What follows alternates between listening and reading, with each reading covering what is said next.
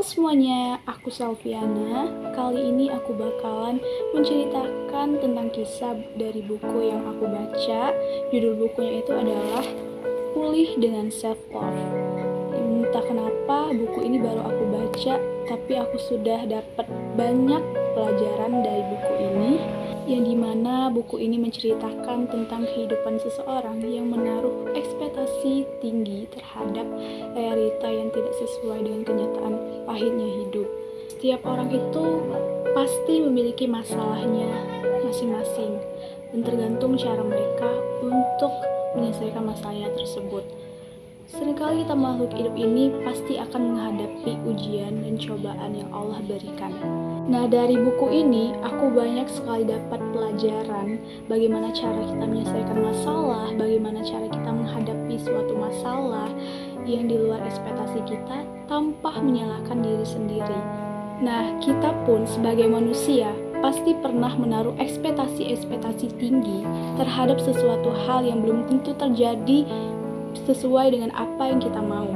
Dengerin deh, Quran Surat Al-Baqarah ayat 216, Allah berfirman, boleh jadi kamu membenci sesuatu padahal itu amat baik bagimu, dan boleh jadi kamu menyukai sesuatu padahal itu amat buruk bagimu.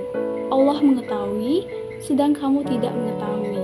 Nah, kita sebagai manusia pasti pernah berpikir, kenapa sih Allah tuh kasih cobaan seberat ini pada kita? Kenapa sih kasih ujian di luar ekspektasi ini?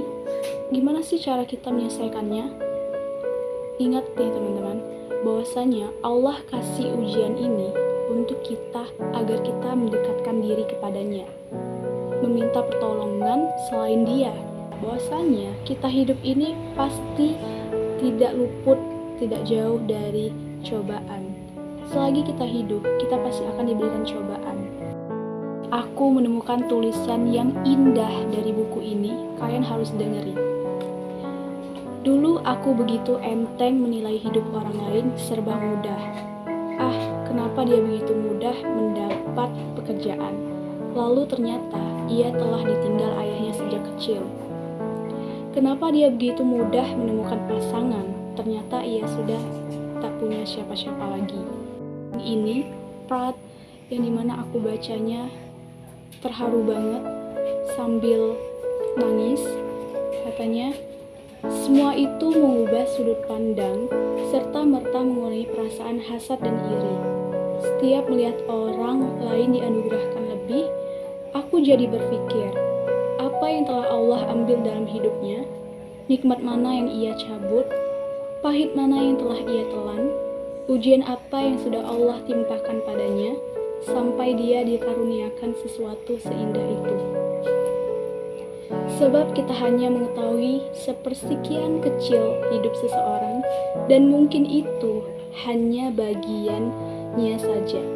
Kita hanya melihat bunga ketika bermekaran indah, tanpa tahu bagaimana takdir yang telah ia jalani sejak masih menjadi bibit, dan tak peduli setelah ia layu. Jadi, di dalam buku ini terdapat banyak sekali kisah-kisah dan pengalaman para penulis yang sudah berusaha untuk memulihkan luka di masa lalunya dengan cara melakukan self-love.